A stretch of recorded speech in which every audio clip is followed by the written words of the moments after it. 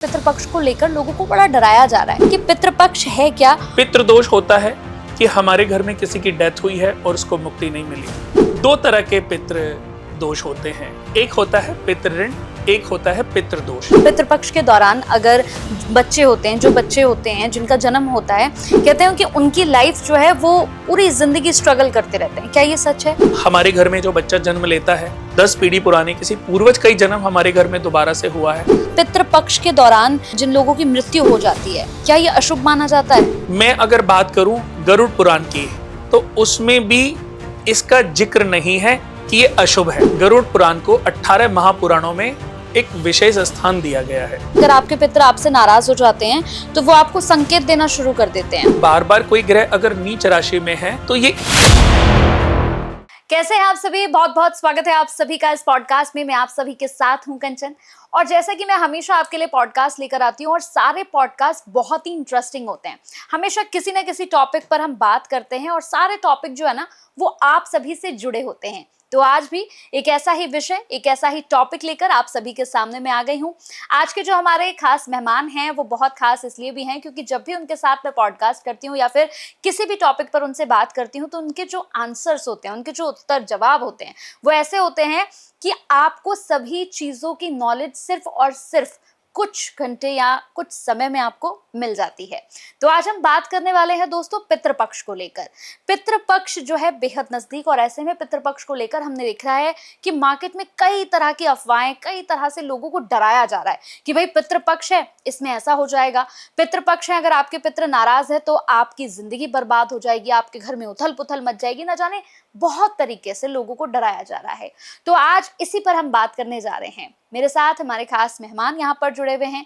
हमारे साथ life designer Kunal जी जुड़े हुए हैं। कुणाल जी, बहुत बहुत स्वागत है आपका। नमस्कार। कैसे हैं कुणाल जी? मैं ठीक हूँ, आप कैसी हैं? बहुत अच्छी हूँ, और जब मैं आपसे मिलती हूँ तो अच्छी हो जाती हूँ, क्योंकि आपके साथ जब भी पॉडकास्ट करती हूँ तो बहुत अच्छा लगता है और बहुत एनर्जेटिक फील करती हूँ, क्योंकि आपके सारे आंसर्स ऐसे होते हैं जिससे मैं भी बहुत कुछ सीखती हूँ। तो बड़ा अच्छा लगा, फिर आपने मौका दिया। तो आज मैं शुरू करना चाहूँगी कुणाल जी सबसे पहले पितृपक्ष के साथ, क्योंकि मैंने पितृपक्ष के बारे में बहुत सुना, और हम देख रहे हैं कि मार्केट में पितृपक्ष को लेकर लोगों को बड़ा डराया जा रहा है। तो मैं चाहती हूँ कि हम इसी से शुरुआत करें कि पितृपक्ष है क्या। और कई बार लोगों से सुना कि इस दौरान मांगलिक कार्य नहीं होते हैं या कोई शुभ कार्य आप नहीं कर सकते, तो थोड़ा डिटेल में बताइए ये है क्या? जी, सबसे पहले तो आपने क्या बोला कि पितृपक्ष को लेकर के डराया जा रहा है लोगों को। तो आज लोगों का डर खत्म करते हैं। बिल्कुल। और ये भी लोगों को समझाने की कोशिश करते हैं कि भगवान ने, ईश्वर ने अगर किसी भी चीज की रचना की है तो वो डर के लिए नहीं की, डर को समाप्त करने के लिए की है। क्योंकि ज्ञान क्या करता है, हमारे जीवन में जो अंधकार है उसको समाप्त करता है। ज्ञान हमेशा एक रोशनी की किरण है, एक सूरज की किरण की तरीके से काम करता है कि जब हम बिल्कुल मंद बुद्धि होकर के, बिल्कुल डिप्रेशन, नेगेटिव थॉट्स लेकर के बैठ जाएं, जो ज्योतिष की एक ऐसी किरण जो हमें सपने दिखा देती है, जो हमें आने वाले कल के बारे में बताती है, हमारे भविष्य के बारे में बताती है कि अभी तू इस 10 दिन के लिए डिप्रेस हो गया और भविष्य का तुझे पता ही नहीं, तेरा भविष्य तो बहुत उजागर है, बहुत उज्जवल है। तो हमारा डर समाप्त हो जाता है। तो ऐसे ही पितृपक्ष को लेकर के जो भ्रम है लोगों का, आज कोशिश करते हैं, कोशिश करेंगे कि हमेशा के लिए वो समाप्त हो जाए। बिल्कुल। दोस्तों, पितृपक्ष क्या है पहले तो इसको समझना है। धरती पर कोई भी इंसान जन्म कुंडली से कैसे जान सकता है कि आपकी जन्म कुंडली में पितृदोष है कि नहीं है, ये भी आज मैं आपको समझाने वाला हूं और बताने वाला हूं। दो तरह के पितृ दोष होते हैं, एक होता है पितृऋण, एक होता है पितृदोष। पितृदोष का मतलब होता है कि घर में किसी की डेथ हो जाना और उसको मुक्ति ना मिलना। कुछ समय बीतता है, एक पीढ़ी, 2 पीढ़ी, तो ये पितृ परेशान करते हैं। ये परेशान नहीं करते, ये एक्चुअल तो अपने मोक्ष के लिए आपसे रिक्वेस्ट करते हैं। आपसे सिर्फ इतना चाहते हैं कि मेरे माध्यम से ही तो आपका जन्म हुआ है। बिल्कुल। आप मेरे जनरेशन में, आप मेरी पीढ़ी में पैदा हुए हो, हमारी जो मेरे बच्चे के घर में या उसके बच्चे के घर में, लेकिन आप हमारे बारे में कुछ नहीं सोच रहे हो। तो ये अपना मोक्ष चाहती हैं। आज बहुत सारी ऐसी परिस्थितियां हैं जो लोगों को पता होनी चाहिए, बट आज की जो युवा पीढ़ी है, यूथ है, वो समझना नहीं चाहती। फिर भी बहुत लोग इसको समझते हैं। तो इस पर मैं ये कहना चाहूंगा दोस्तों, पितृदोष और पितृऋण ये दोनों अलग अलग चीजें हैं। पितृदोष होता है कि हमारे घर में किसी की डेथ हुई है और उसको मुक्ति नहीं मिली। अब ये कैसे हम जाने, मैं इसके बारे में बताता हूं। अगर आपने पिता की जन्म कुंडली देखी, बेटे की जन्म कुंडली देखी और फिर पोते की जन्म कुंडली देखी, यानी कि एक ही पीढ़ी में 3 लोगों की कुंडली देखी, एक ही पीढ़ी में एक ग्रह नीच राशि में है, यानी कि मंगल नीच राशि में है। अगर मंगल पिता, बेटा और पोता तीनों की कुंडलियों में नीच राशि में है, तो इसका मतलब है कि आपके घर में 2-3 पीढ़ी पहले कोई युवा डेथ हुई है, 20, 21, 22 साल, क्योंकि मंगल जो है वो युवा है। और ये इंडिकेशन है, नीच राशि में होना ये इंडिकेशन है कि बारंबार अगर वो ग्रह नीच राशि में है तो वो इंडिकेट कर रहा है आपको। हर ग्रह का नीच राशि में होना और हर ग्रह का उच्च राशि में होना ये इंडिकेशन है। अगर व्यक्ति इस इंडिकेशन को समझ नहीं पाता तो ये बार बार आपकी अगली पीढ़ी में, फिर अगली पीढ़ी में आने लगता है।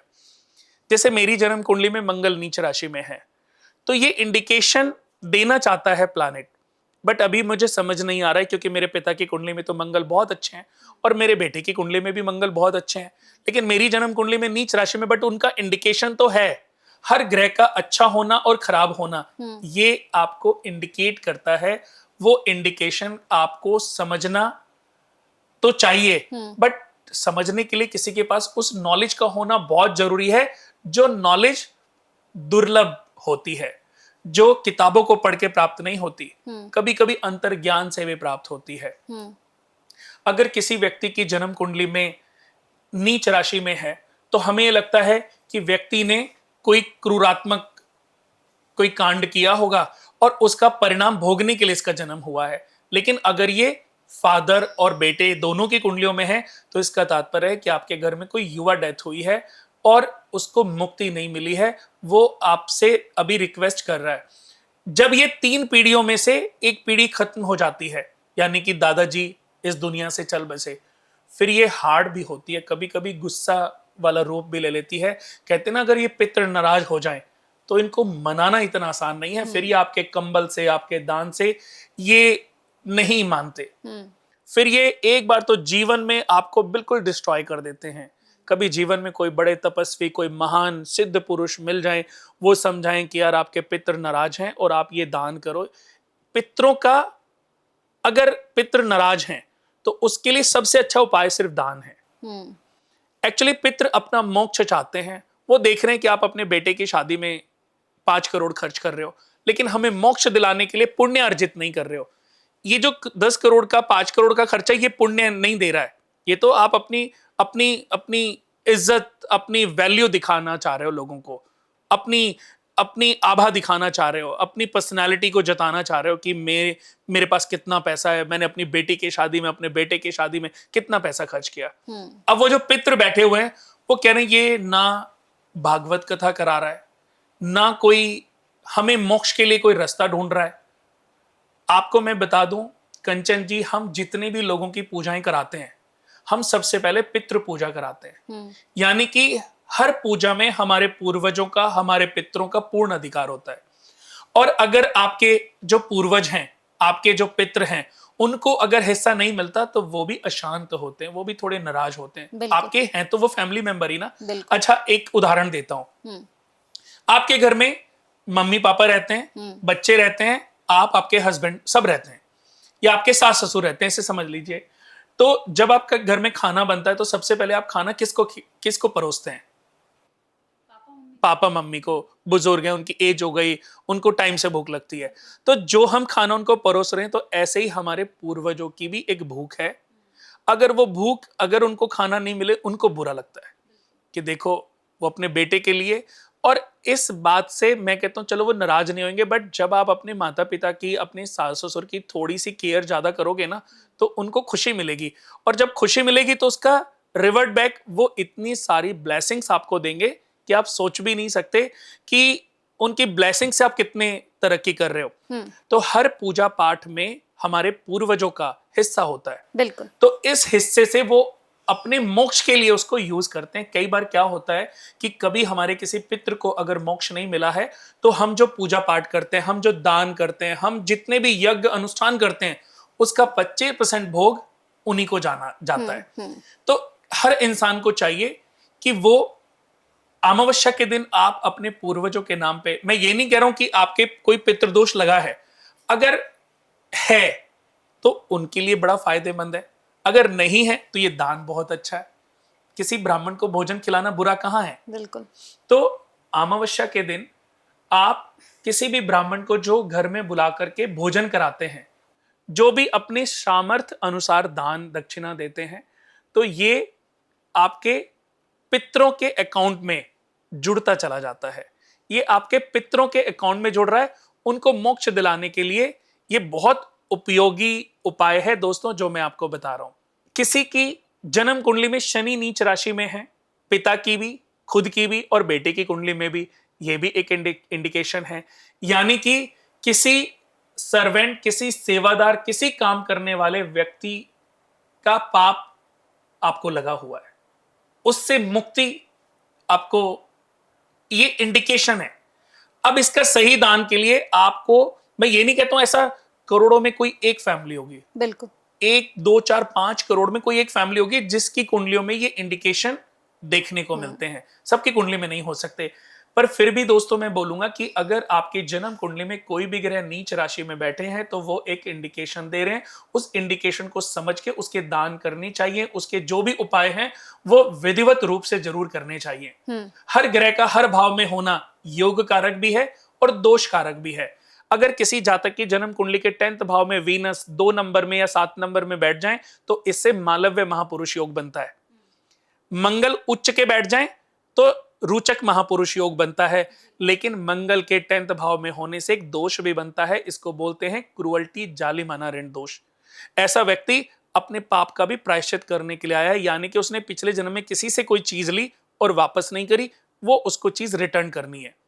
तो इसका अब ये तो पता नहीं कि हमने चीज क्या ली और क्या वापस करें, तो इसका उपाय है कि अपने वजन के बराबर आटे की गोलियां बनाकर मछलियों को, ये सारे ये ऋण भार हैं, ये पैतृक ऋण है।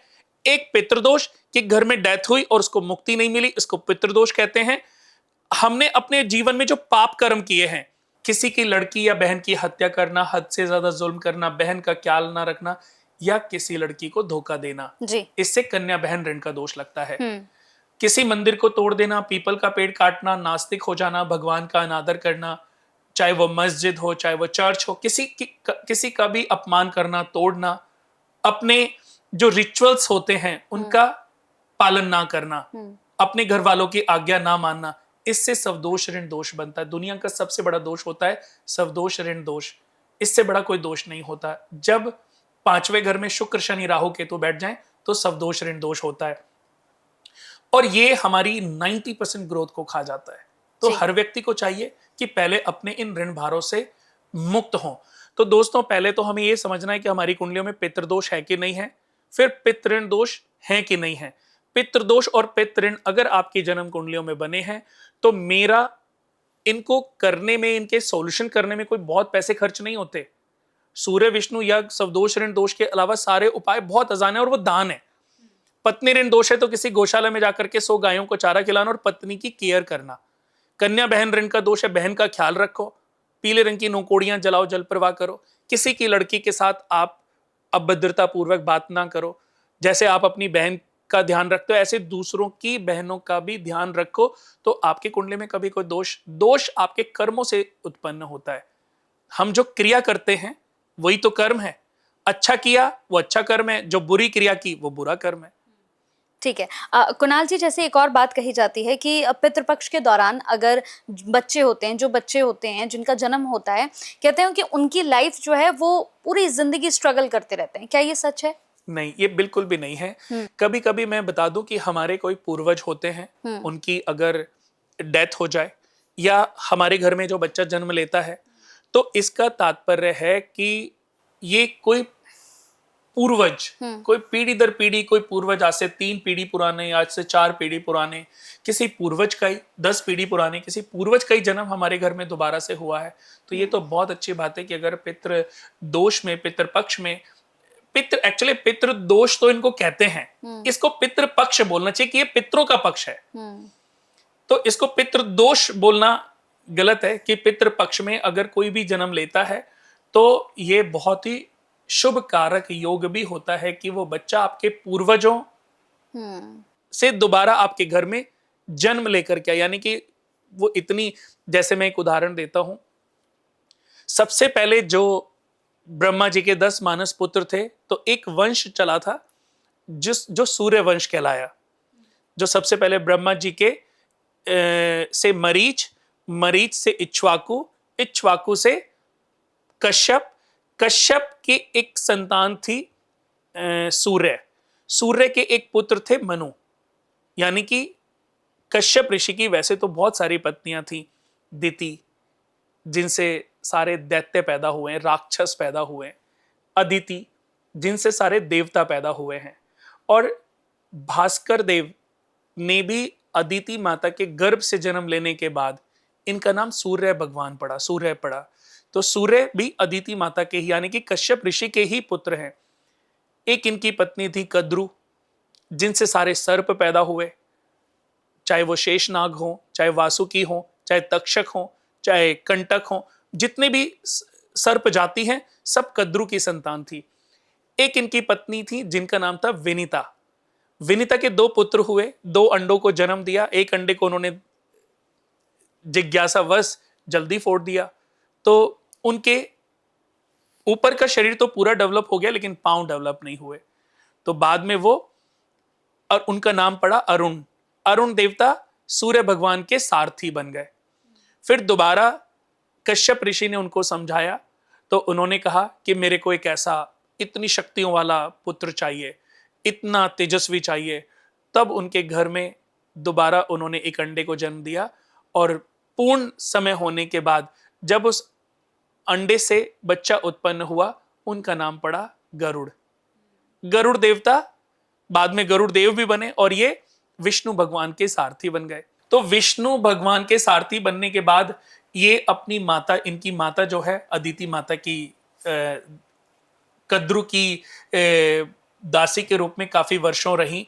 तब इन्होंने सभी सर्प जाति को जो है खूब लताड़ लगाई, उनको मारा। तो सारे सर्प जो है वो गरुड़ देवता से डरते भी हैं, यानी कि एक ही पुत्र उनका इतना शक्तिशाली था। तो मनु कश्यप ऋषि के एक पुत्र थे सूर्य, सूर्य जो कि अदिति माता से उत्पन्न हुए थे। तो अदिति माता, सूर्य भगवान का जब जन्म हुआ, तो जब बड़े हुए तो इनकी भी शादी हुई। तो इनकी शादी हुई संज्ञा से। संज्ञा से जो इनको एक पुत्र पैदा हुए, उनका नाम था मनु, जिनके पास मनुस्मृतियां थी, और मनु धरती पर आने वाले पहले मनुष्य थे। तो ये सूर्यवंश चला। अब इसी में जब ये वंश आगे बढ़ा, तो मनु जो पहले मनुष्य थे, उन्होंने विष्णु भगवान की घोर तपस्या की, घोर तप किया, उनको प्रसन्न भी कर लिया। प्रसन्न करने के बाद उनकी पत्नी ने भी और उन्होंने भी, दोनों ने तप किया और उनको प्रसन्न कर लिया। प्रसन्न होने के बाद विष्णु भगवान ने उनको वरदान मांगने के लिए बोला। तो उन्होंने बोला कि मैं आपको अपने पुत्र के रूप में चाहता हूं, यानी कि आप हमारी संतान के रूप में जन्म लो। तो उन्होंने बोला कि अभी आपका शरीर तो बिल्कुल हड्डियों का ढांचा बन चुका है, कि दोबारा इसी युग में, इसी पीढ़ी में तुम्हारा दोबारा जन्म होगा, तब तुम्हारे घर में मैं अवतरण लूंगा।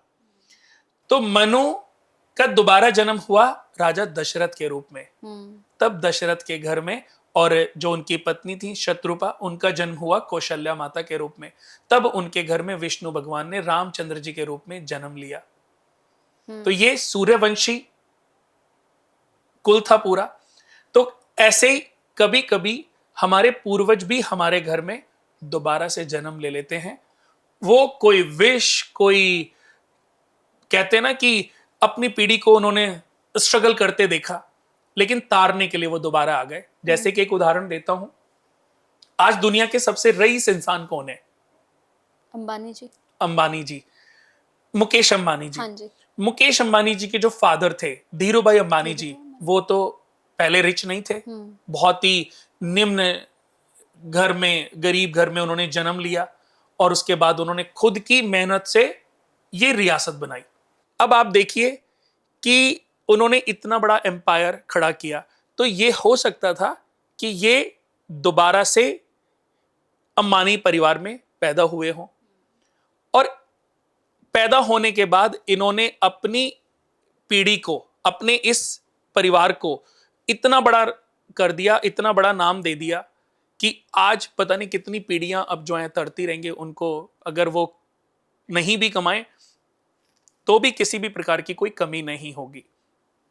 तो ऐसे ही दोस्तों, जब हम अपने पूर्वजों की, पितरों की बहुत सेवा करते हैं, बहुत पूजा पाठ करते हैं, बहुत उनके प्रति नतमस्तक रहते हैं, उनकी केयर करते हैं, उनके प्रति हम उनके लिए हम दान दक्षिणा कुछ ना कुछ करते रहते हैं, तो कभी कभी वो हमसे प्रभावित होकर के हमारे कुल में दोबारा जन्म भी लेते हैं और जन्म लेकर के हमारी कई पीढ़ियों को तारने के लिए कोई रास्ता भी चुन देते हैं।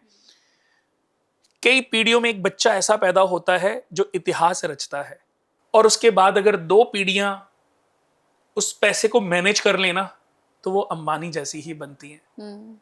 धीरू भाई अंबानी जी ने बनाया, पैदा किया, मुकेश जी ने उसको बैलेंस किया और आज देखो उनके दोनों बच्चे आगे, जो उनके बच्चे हैं वो भी आगे बिजनेस को बढ़ा रहे हैं। तो ऐसे हर घर में कहानी है, हर घर में लोगों को भी ये समझ नहीं है। हम थोड़े से पैसे के लिए आपस में लड़ने लगते हैं, भाई भाई से लड़ रहा है, भाई बहन से लड़ रहा है, बहन भाई के ऊपर केस कर रही है, भाई बहन की प्रॉपर्टी को हड़पने में लगा हुआ है। हम क्या कर रहे हैं?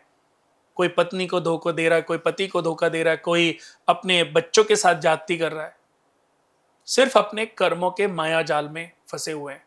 एक पाप कर्म से मुक्त नहीं हुए कि दूसरा पाप कर्म करना शुरू कर देते हैं।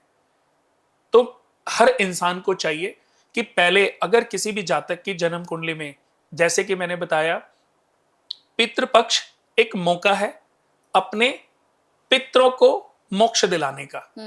ये टाइम है जब पितरों को मोक्ष मिल सकता है।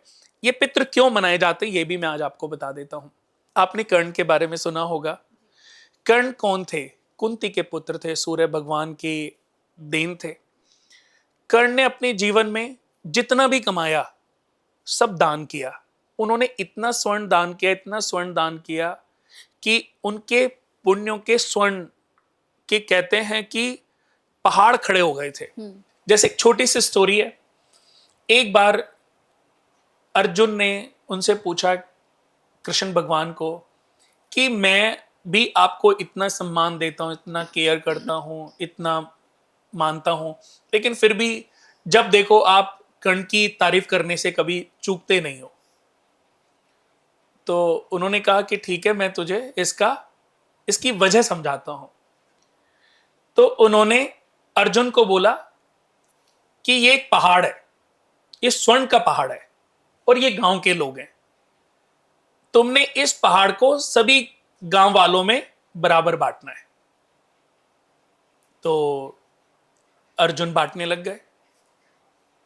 अर्जुन गए तो उनको बांटने लगे। भाई जिसको जैसा देख रहे थे उसको उसी अकॉर्डिंग स्वर्ण दान करते चले गए। सुबह से दोपहर हो गई, दोपहर से शाम हो गई, शरीर थक गया पूरा बांटते बांटते। वापस आए माधव के पास, कह रहे मैं तो बहुत थक गया हूं और ये तो लोग खत्म ही नहीं हो रहे हैं, तो दोबारा भी मांगने के लिए आ रहे हैं, तो इनसे तो कैसे बांटूं, इनको तो बांट पाना बड़ा मुश्किल है। तो कहते ठीक है, अब दोबारा वो कर्ण के पास जाते हैं। कर्ण को बोलते हैं कि ये पहाड़ है, स्वर्ण का है पूरा, इसको एक गांव वालों में बराबर बराबर बांटना है। कर्ण ने सारे गांव वालों को बुला इकट्ठा किया। उन्होंने कहा ये स्वर्ण का पहाड़ है, जिसको जितना चाहिए अपनी जरूरत के हिसाब से खुद ले जाए। सारे गांव के लोग आए, अपनी जरूरत के हिसाब से ले गए। 2 घंटे में सारा पहाड़ खत्म। तो कृष्ण भगवान ने पहले अर्जुन को बुलाया और अर्जुन को बोला कि ये स्वर्ण से भरा पहाड़ है, इसको सब में बराबर बराबर बांट दो। अर्जुन ने कहा ठीक है। सारे गांव के लोग आने लगे, लाइन लगा के। उन्होंने बोला सब लाइन लगा के खड़े हो जाओ, और अपने हाथ से सबको दान करने लगे। जो छोटा था उसको थोड़ा, जो बड़ा था उसको और ज्यादा, जो लेडीज थी उनके अकॉर्डिंग अपनी मर्जी से वो देते रहे, जो उनको समझ आ रहा था।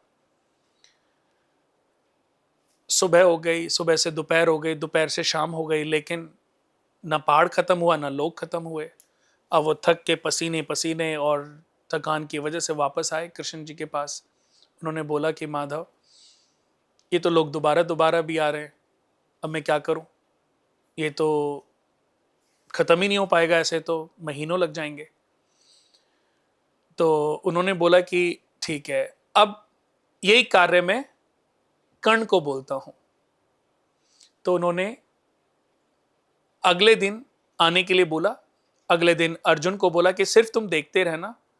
तो कर्ण को जब बोला तो कर्ण को भी यही सेम बात बोली कि ये पहाड़ तुम्हें इन गांव वालों में बराबर बराबर बांटना है।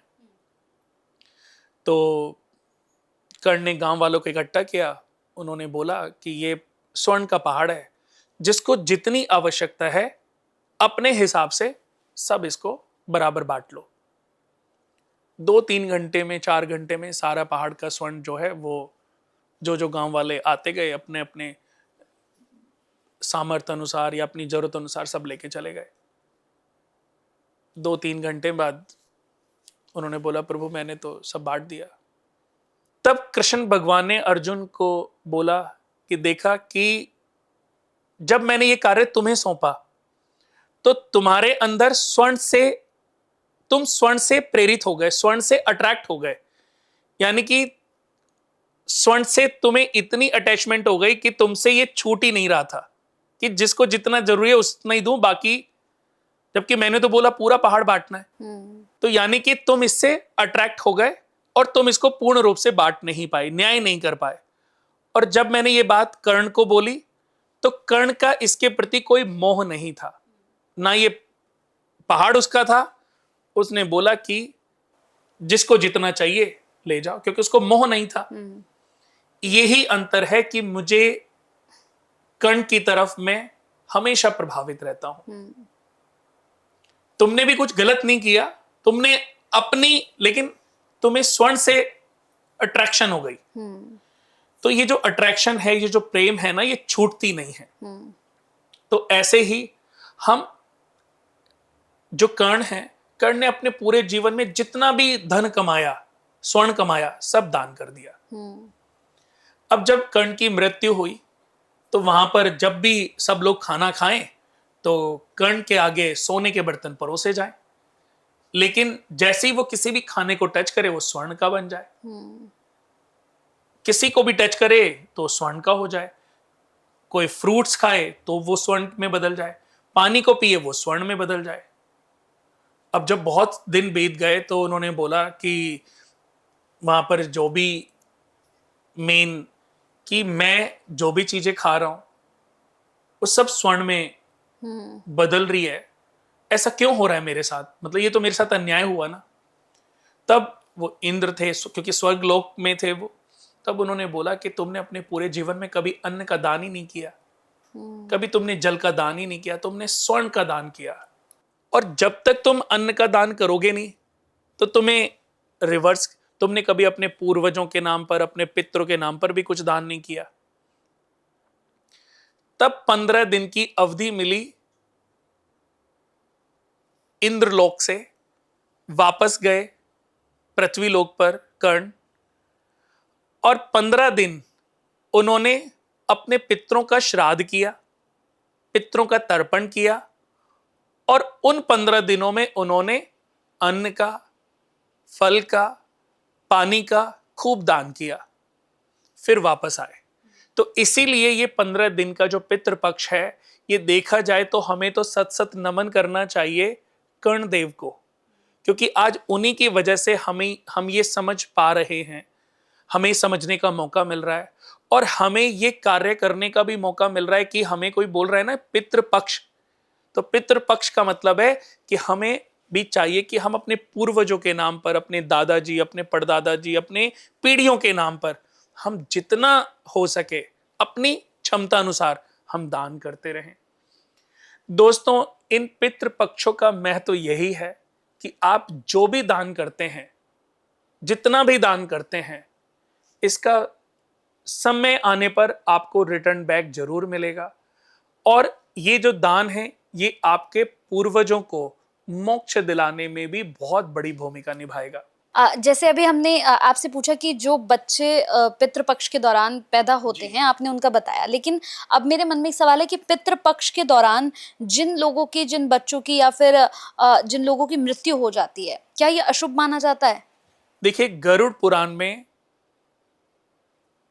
पुराण को 18 महापुराणों में एक विशेष स्थान दिया गया है। मैं अगर बात करूं गरुड़ पुराण की, तो उसमें भी इसका जिक्र नहीं है कि ये अशुभ है। देखिए, मृत्यु भी एक संचालित क्रिया है कि एक व्यक्ति जब जन्म लेता है तो पूरा जीवन जीने के बाद उसकी मृत्यु होती है, और मृत्यु होने के बाद उसके कर्मों का लेखा जोखा देख करके दोबारा वह मृत्यु को प्राप्त होने के बाद आत्मा बनता है, वो देव लोक जाता है कि पितृ लोक जाता है, कि वो स्वर्ग लोक जाता है, कि वो बैकुंठ धाम जाता है, या दोबारा से वो जन्म लेता है।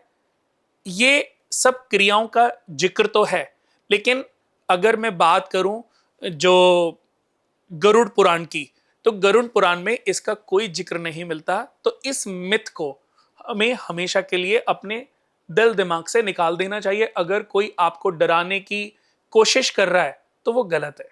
तो इस चीज को बिल्कुल भी अपने अंदर ना रखें।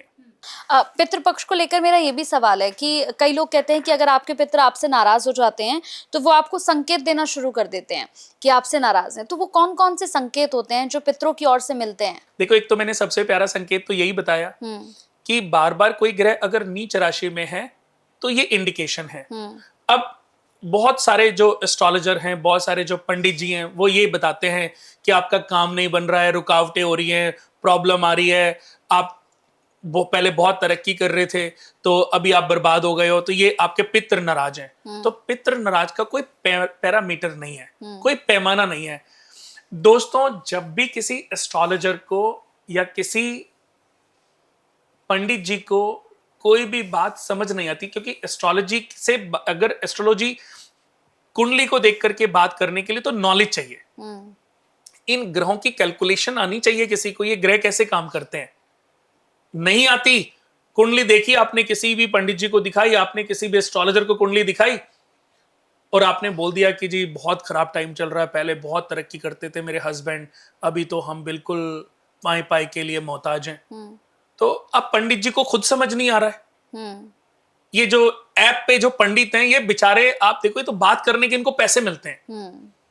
आप कहते हो ना कि कितनी सारी एप्स हैं, उन पे बात करो, 1000 पंडित, 2000, 5000, 25000 पंडित बैठे हुए हैं, तो उनको तो बात करने के, वो जितनी देर बात करते हैं उतनी देर के, कोई 9 रुपए मिनट, कोई 15 रुपए मिनट, कोई 25 रुपए, कोई 35 रुपए, कोई 50 रुपए, कोई 200 रुपए, एक्सपीरियंस के हिसाब से उनके प्राइस बढ़े हुए हैं। बिल्कुल। वो बातें कर रहे हैं, प्यारी प्यारी बातें कर रहे हैं, वो 1 घंटे, आधा घंटा बातें कर करके आपका बिल बना देते हैं।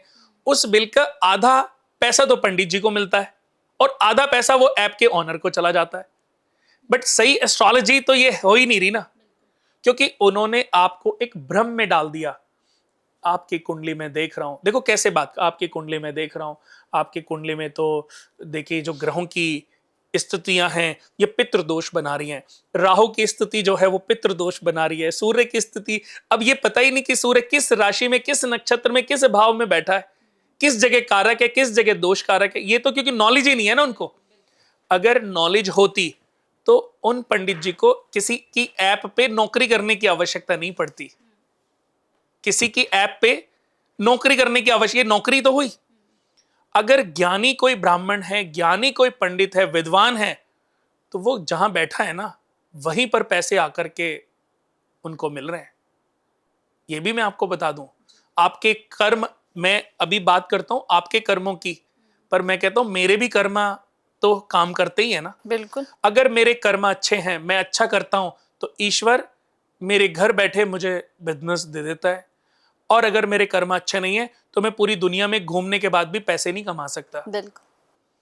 पैसे कमाना ये भी आपके अपने कर्मों पर ही निर्भर करता है कि अगर आपकी किस्मत में नहीं लिखा है, क्योंकि आपके कर्म ट्रैक अच्छे नहीं हैं, आपकी किस्मत में नहीं लिखा है, तो आप पैसे कमा नहीं सकते। पैसे कमाओगे तो चोरी हो जाएगा, खो जाएगा, कोई मार के ले जाएगा, आपको बेनिफिट नहीं मिलेगा। तो ये हमें इस भ्रम से, ऐसे लोगों से, ऐसे पाखंडी लोगों से अपने आप को बचाना है, अपने परिवार के लोगों को बचाना है जो उल जुलूल बातें करके आपको डराते हैं। पितृदोष है, ये हो जाएगा। कोई पितृ आपको नुकसान नहीं पहुंचा रहे। ये ग्रह स्थितियां होती हैं दोस्तों, और हमारे कर्म अनुसार ये फल देती हैं। अच्छी ग्रह स्थिति में पैदा होना, खराब ग्रह स्थिति में पैदा होना, अच्छे योग में पैदा होना, खराब योग में पैदा होना, हमारे कर्मों ने डिसाइड किया हुआ है। बिल्कुल। बीज जो बोएंगे उसी की फसल आप काटेंगे। मैं फिर से बात करता हूं, कुंडली में कुछ ग्रहों की स्थितियां अनुकूल ना होने के कारण जातक अपने जीवन में कई प्रकार से ऋणी हो जाता है। इनसे ये जो ग्रह जिन भावों में बैठे हैं, ये ग्रह जिन भावों में बैठे हैं, उन्हीं के आधार पर ये हमें फल प्रदान करते हैं। हमारी जन्म कुंडली में कौन से ग्रह किन भाव में बैठे हैं, उनसे इंडिकेशन, ऋण दोष हमें पता चलते हैं कि आपकी कुंडली में कौन कौन से ऋण इन ग्रहों की वजह से बने हैं।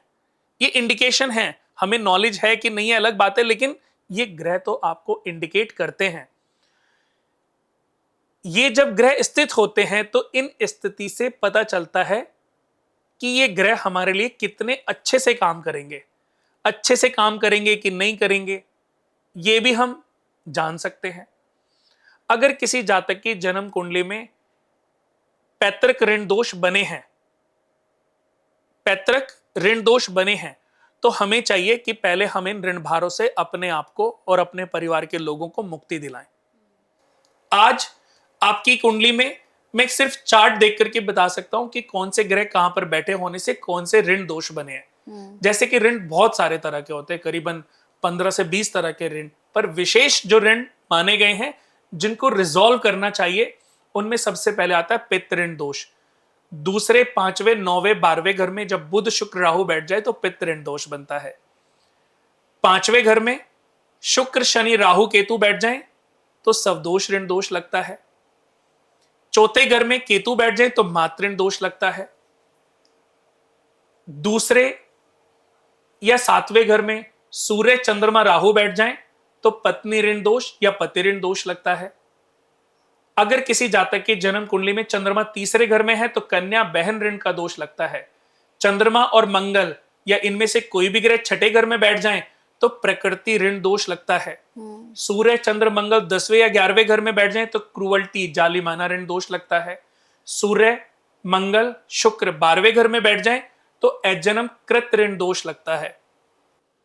अगर किसी जातक की जन्म कुंडली में ये ऋण दोष बने हैं तो उनके विधिवत उपाय हैं, यानी कि उनके दान हैं। दान करके और प्रायश्चित करके हम इन सभी प्रकार के दोषों से मुक्त हो सकते हैं। अगर इनसे मुक्त नहीं हो रहे हैं तो आपके 100% की गई मेहनत का 10%, 20%, 30% फल आपको मिलता रहेगा।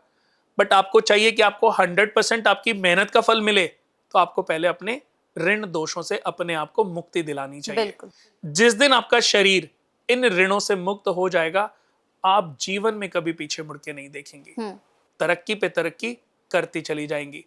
और यही हर व्यक्ति के साथ है, यही मेरे साथ है, यही आपके साथ है, यही हमारे सभी दर्शकों के साथ है कि आपको चाहिए कि सबसे पहले दोस्तों आप अपने ऋणों के बारे में समझें, अपने पितृदोषों के बारे में, अपने पितृ ऋणों के बारे में। आपको डिटेल्ड जानकारी चाहिए, आप हमारी संस्था में कॉल करें, नंबर दिए हुए हैं, आप कॉल करके अपनी कर्म कुंडली बनवाएं। हमारी जो जन्म कुंडली है करीबन 100 to 150 पेजेस की कुंडली होती है। उस कुंडली में पैतृक ऋण भारों की हमने सबसे पहले चर्चा की है।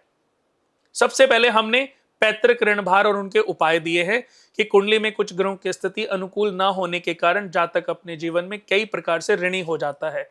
इस स्थिति में जातक के विकास पर भी असर पड़ता है, क्योंकि दूषित ग्रहों के प्रभाव से शुभ ग्रह भी अपना अच्छा फल देना बंद कर देते हैं। इसलिए इस तरह की कुंडली वाले जातकों को चाहिए कि पहले वह अपने आप को इन ऋण भारों से मुक्ति दिलाए, ताकि जीवन में अपने ग्रह स्थितियों के आधार पर सारे सुख प्राप्त कर सके। हमारी जन्म कुंडली में उनके लक्षण भी दिए गए हैं उनके ऋणों के आधार पर, साथ ही में उनके उपाय भी हैं कि व्यक्ति को नॉलेज मिल जाए और वो फिर उनके उपाय कर पाए।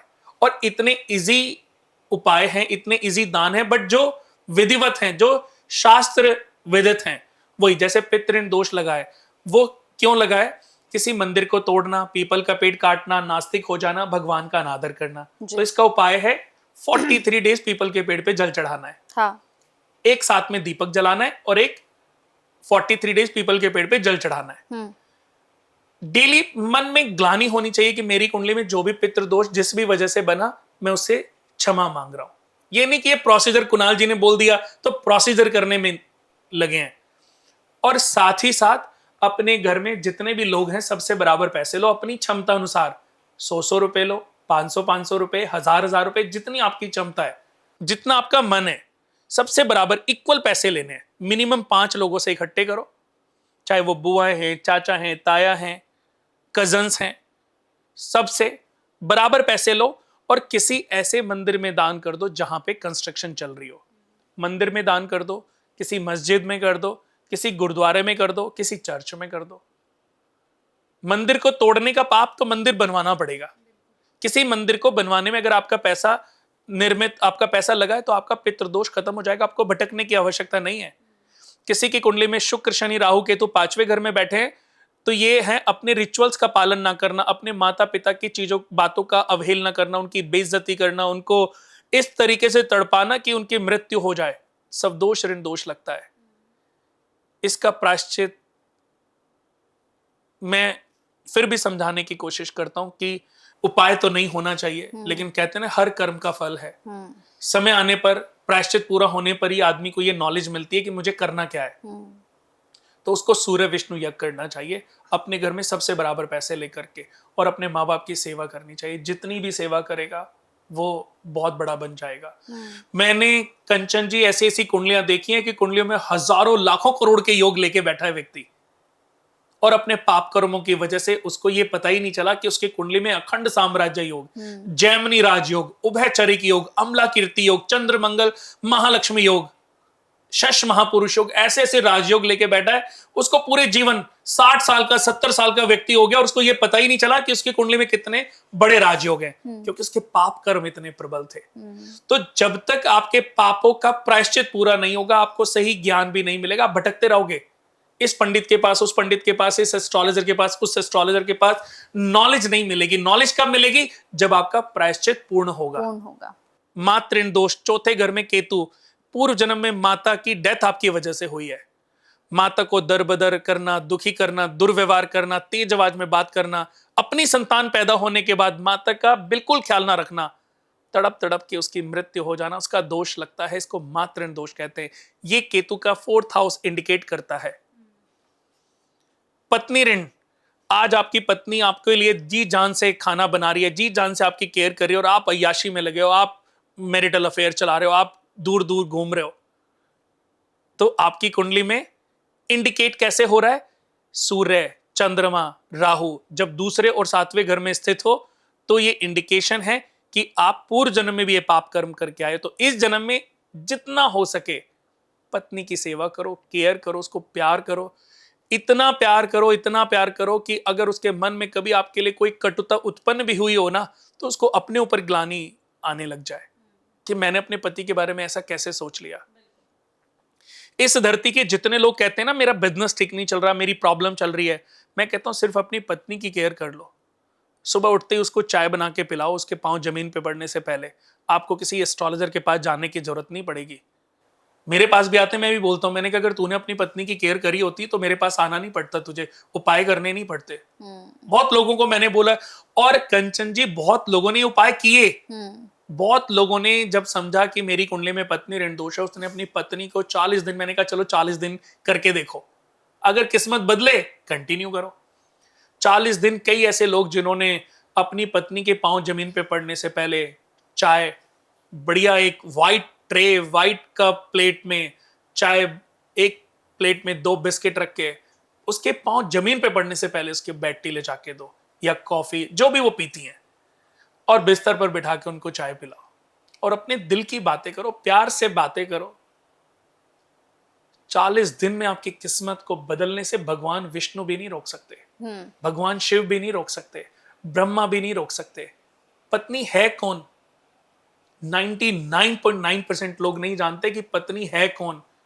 आप करोड़ों लोग, करोड़ों ऋषियों का, करोड़ों देवताओं का, करोड़ों लोगों का आशीर्वाद ले लो, और मैं कहता हूं सिर्फ अपनी पत्नी का एक बार आशीर्वाद ले लिया ना आपने, पत्नी के अंतरात्मा से प्यार उमड़ गया ना।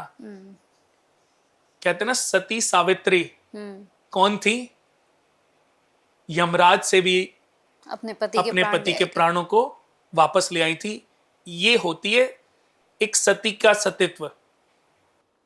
अत्रि ऋषि हुए, आपने, मुझे पता नहीं आपने सुना है कि नहीं, अत्रि ऋषि ब्रह्मा जी के 10 मानस पुत्रों में से ही एक हैं। उनकी पत्नी का नाम था अनुसुया। अनुसुया के सतीत्व से तीनों देवियां, लक्ष्मी, शक्ति और सरस्वती, तीनों को कभी कभी ईर्ष्या होती थी कि इनका दूर दूर तक इनकी चर्चा है, दूर दूर तक इनका नाम है, इनके सतीत्व का नाम है। तो अपने पतियों को इन्होंने अनुसुया माता की परीक्षा लेने के लिए भेजा। तीनों ऋषि रूप में पहुंचे। तो अब इन्होंने जब वहां पर पहुंचे तो अनुसुया माता आई कि ब्राह्मण देव थे, तीनों ब्राह्मण के वेश में थे, प्रणाम किया और उनको आतिथ्य स्वीकारने के का आग्रह किया कि आप आओ हमारे घर में, हम आपको भोजन फलाहार कराते हैं। तब उन्होंने बोला कि हम उसी शर्त पे आपका अनुरोध स्वीकारेंगे कि जब आप अपने शरीर से सभी कपड़ों को हटा करके हमें भोजन या फलाहार कराएंगे, यानी कि वस्त्रों का त्याग करके। अब अनुसुया माता उसमें पड़ गई कि ब्राह्मण हैं, अब इन्होंने ऐसी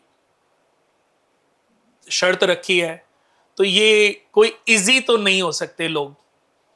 तब उन्होंने कहा, अपने सत्यत्व को साक्षी मान के, उसी की कसम, उसी की प्रतिज्ञा, उसी का नाम लेकर के कि ये जो लोग मेरे द्वार पर आए हैं ये वास्तव में कौन है। अगर मैंने अपने जीवन भर अपने सत्यत्व का पालन किया है तो मुझे पता चल जाए कि ये कौन है। तो देखा तो ब्रह्मा विष्णु महेश। अब अनुसुया माता समझ गई कि ये मेरी परीक्षा लेने आए हैं। तब अनुसुया माता ने कहा कि अगर मैंने जीवन भर अपने सत्यत्व का पालन किया है तो ये 6 माह के शिशु बन जाए। वो 6 माह के बच्चे बन गए और फिर उन्होंने वस्त्रों का त्याग करके अपने गोद में बिठा करके उनको दूध का पान कराया, क्योंकि अब तो वो 6 माह के शिशु बन गए। उनकी वो केयर करने लगी। वो अब तीनों देवियां बड़ी परेशान कि हमारे पति कहां, वो वापस उनके पास गई। देखा तो वो तो 6 माह के बच्चे बने हुए हैं। तब उन्होंने अपनी क्षमा मांगी, अपनी माफी मांगी और उन्होंने कहा कि हमारे पतियों को लौटा दो, वरना इनके बिना तो त्रिलोक ही खाली हो जाएगा। तब बहुत जब रिक्वेस्ट करी, अत्रि ऋषि देव ने समझाया, तब उन्होंने उनको वापस से अपने जो संकल्प था उससे उनको मुक्त किया, लेकिन इस वचन के साथ कि आपके तीनों के जो अंश हैं वो मेरे गर्भ से जन्म लेंगे। तो अनुसुया माता ने 3 बच्चों को जन्म दिया। एक बच्चा चंद्र देवता जो ब्रह्मा जी का अंश थे, दुर्वासा ऋषि जो शिव भगवान के अंश थे, और एक दत्तात्रेय भगवान जो विष्णु भगवान के अंश थे। तो ये तीनों अत्रि ऋषि और अनुसुया माता के ही पुत्र थे। तो ये होती है सतीत्व की ताकत, तो हर स्त्री के अंदर इतनी शक्तियां होती हैं। अगर एक स्त्री यानी कि अपनी पत्नी की आप केयर कर लो, अपनी पत्नी को पूज लो, अपनी पत्नी को प्यार कर लो, तो पूरी दुनिया जहान के ग्रहों से लड़के आपको सक्सेस की, सफलता की ऊंचाई तक पहुंचाने का काम करती है आपकी पत्नी।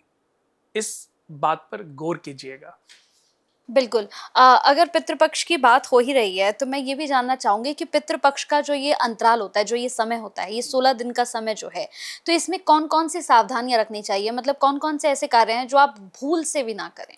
देखो, सबसे पहले तो जो सबसे ज्यादा कि इस 16 दिन का जो 15-16 दिन का जो पितृपक्ष होता है, कदापि आपको रास लीलाओं से बचना चाहिए। अगर आप नॉनवेज खाते हैं, आप मांस मदिरा का सेवन करते हैं, तो उसका त्याग करना चाहिए, क्योंकि आपके जो बहुत पीढ़ी दर पुराने पूर्वज हैं, उनको अगर हैं तो उनको अच्छा नहीं लगेगा। जो चीजें आपके पिता को, आपकी माता को, आपके दादाजी को, परदादी को, परदादा को, परदादी को पसंद नहीं है, वो कार्य कदापि नहीं करनी चाहिए। वो चीजें करें जिनसे आपके पूर्वज, आपके पितृ खुश हों, प्रभावित हों। जितना अच्छे से अच्छा कार्य आप कर सकते हो, अच्छी चैरिटी, अच्छे दान, अच्छी पूजा। कहते हैं कि शिव भगवान के पितरों में शिव भगवान महामृत्युंजय मंत्र का और गायत्री मंत्र का उच्चारण सबसे उत्तम माना गया है।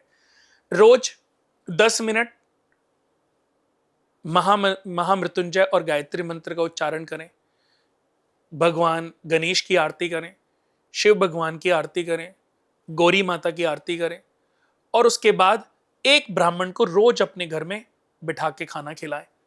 आप इजी नहीं है तो आप उसमें अमावस्या के दिन भी बुला सकते हैं, या जितना भी आप कर सकते हैं वो करें।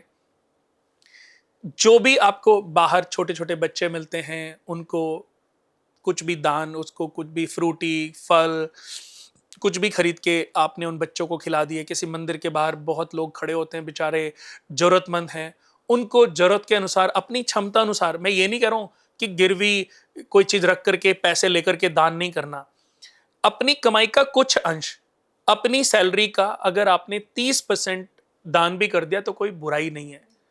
आप 10,000 कमाते हैं तो 30% 3,000 रुपए का इस पितृपक्ष में, सिर्फ एक ही महीना तो मैंने बोला है, तो आप 30% पैसे निकाल करके आप वो दान कर दें।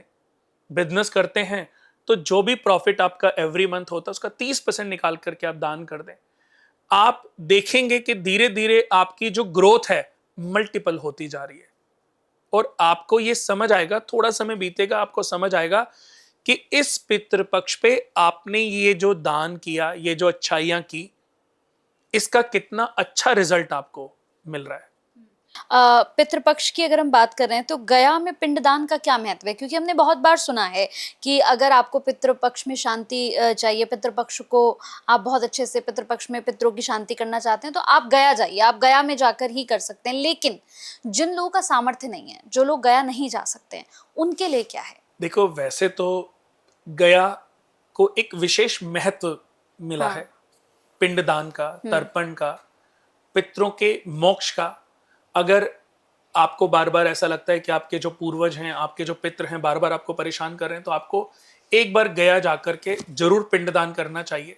आज के समय पे तो इतनी आसान सुविधाएं हैं, आप ट्रेन से जा सकती हैं। जरूरी नहीं है कि आपने बहुत सारे पंडितों से, एक नॉर्मल रूप में भी आप पितरों के नाम पर कुछ दान, कुछ भोजन वहां पे करा के आ सकती हैं। जरूरी नहीं कि बहुत पैसे आप खर्च करें।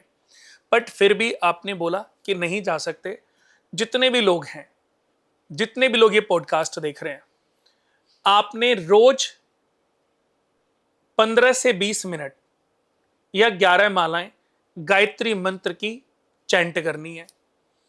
आपने गायत्री मंत्र का चैंट किया, क्योंकि गायत्री मंत्र पितृ गायत्री के रूप में भी गायत्री मंत्र का उच्चारण होता है, और वो मोक्ष कारक होता है, यानी कि हमारे पूर्वजों की मुक्ति के लिए पितृ गायत्री चैंटिंग की जाती है। तो इन 15-16 दिन के पितृपक्ष के दौरान आप रोज सुबह उठ करके चंदन का, केसर का तिलक भगवान को लगाएं, अपने को लगाएं और गायत्री मंत्र का जाप करें। 11 मालाएं महामृत्युंजय मंत्र की चैंट करें और अपने पूर्वजों के नाम पर उनको दान कर दें। दान तो नहीं बोलेंगे, अपने पूर्वजों के हित के लिए उनको समर्पित कर दें कि हे परमपिता परमेश्वर, मैंने जो भी आज मंत्र चैंट किए हैं, इसका सारा पुण्य फल मेरे पूर्वजों को, पितरों को चला जाए। ये 15 दिन करें। अंत जो अमावस्या होएगी उस दिन किसी भी एक ब्राह्मण को खाना खिलाएं, उनको एक जोड़ी वस्त्र खरीद के उनको दान कर दें और उनको अच्छे से खाना खिलाएं, उनको अपने सामर्थ्य अनुसार दक्षिणा दे दें। तो मैं कहता हूं ये सबसे इजी वे है पितृपक्ष के दौरान किया गया कार्य, किया गया दान, किया गया मंत्र चैंट आपके पूर्वजों के लिए बड़ा हितकारी होगा। एक आखिरी सवाल और है। इस बार पितृपक्ष हम देख रहे हैं कुणाल जी, चंद्र ग्रहण भी लगने जा रहा है, 7 तारीख को चंद्र ग्रहण भी है, तो क्या इस समय पिंडदान किया जा सकता है? जी 100% किया जा सकता है। देखिए फिर से मैं बता दूं कि चंद्र ग्रहण का हमारे इस पितृपक्ष पर, पितरों के नाम पर किए गए दानों पर कोई भी प्रभाव नहीं पड़ेगा। अच्छा। और कहते हैं ना, जब चंद्र ग्रहण सूर्य ग्रहण हो वैसे ही चैंटिंग करनी चाहिए चंद्र देवता के मंत्र की, या सूर्य ग्रहण हो तो सूर्य ग्रह के मंत्र की चैंटिंग करनी चाहिए, उनकी पावर को बढ़ाना चाहिए ताकि वो उस कष्ट को जो सह रहे हैं उसके लिए उनको और ताकत और ऊर्जा प्राप्त हो सके। तो हम जो मंत्र चैंट करते हैं, हम जो चैंटिंग करते हैं, जो उच्चारण करते हैं, जो पूजा पाठ करते हैं, ये देवी देवताओं का, ग्रहों का हविष तो है, उनका भोजन है, तो ये उनकी ऊर्जा को बढ़ाने का काम करता है। तो पितृ पक्ष में अगर चंद्र ग्रहण है तो उस समय भी आप थोड़ी पूजा और ज्यादा कर लीजिए, फायदा ही है, अच्छा ही है, उससे कोई नुकसान नहीं है। पितृपक्ष में अगर किसी को भी अपने पितरों की शांति करानी है या फिर पितृपक्ष की पूजा करानी है, तो क्या आप कुछ इस तरह का इस बार कर रहे हैं?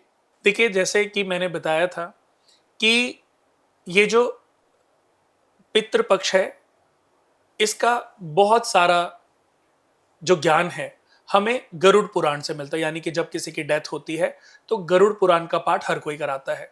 18 महापुराणों में से एक है गरुड़ पुराण।